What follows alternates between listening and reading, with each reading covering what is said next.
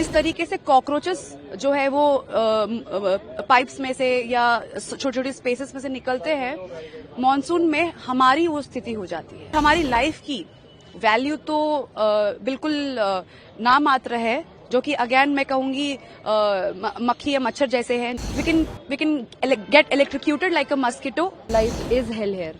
मैं ये कहूंगी कि लिविंग लाइक इंसेक्ट्स का जो रेलेवेंस है वो वहाँ पे इसलिए फिट बैठता है क्योंकि जब भी कोई भी नेचुरल कैलामिटी यहाँ पर होती है, जैसे पिछले वर्ष यहाँ पर बहुत बाढ़ आई थी, तब भी यहाँ पर बेसमेंट्स में पानी जो है वो जमा हुआ था। इनफैक्ट फर्स्ट फ्लोर पर भी पानी जमा हुआ था। इस भारी मात्रा में यहाँ पर पानी आता है। उसके बावजूद प्रशासन ने आंखें नहीं खोली। उसके बावजूद इन कोचिंग इंस्टीट्यूट्स ने जो है बिल्कुल भी लापरवाही, बहुत सारी लापरवाही दिखाते हुए बिल्कुल भी कोई भी तैयारी तैनात नहीं की। जबकि हम सबको पता होता है कि दिल्ली में जैसे ही मॉनसून अप्रोच कर रहे होते हैं, हमको पता होता है कि इस साल भी ताबड़तोड़ बारिश होगी और पानी जो है बिल्डिंग्स में जमा होना शुरू हो जाएगा। तो जिस तरीके से कॉकरोचेस जो है वो पाइप्स में से या छोटे छोटे स्पेसेस में से निकलते हैं, मॉनसून में हमारी वो स्थिति हो जाती है।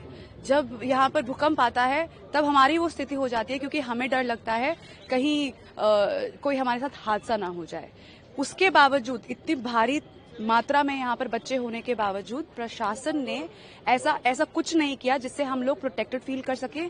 और हमारी लाइफ की वैल्यू तो बिल्कुल नामात्र है, जो कि अगेन मैं कहूंगी मक्खी या मच्छर जैसे हैं। जैसे हमारे जो है कुछ साथी कुछ बीते दिनों पहले गुजर गए, उनकी जान की जो कीमत थी वो शायद यही थी। लिविंग लाइक इंसेक्ट्स जो है वो बहुत सही एस्पिरेंट ने लिखा है, because yes we are living like an insects and there is no value, there is no worth attached to our lives and we can get electrocuted like a mosquito. जब हम लोग किसी भी रेस्टोरेंट में जाते हैं, बड़ी बड़ी मशीनें लगती है कि मस्किटोज और मक्खियां जो है उस पे चिपक के मर जाए। उस तरीके से हमारे साथी जो है अपनी जान गंवा रहे हैं, उस तरीके से वो जो है डूबकर अपनी जान गंवा रहे हैं। इस तरीके की जो मृत्यु है वो तो किसी को नहीं मिलनी चाहिए, जैसे हमारे एस्पिरेंट्स को मिली है।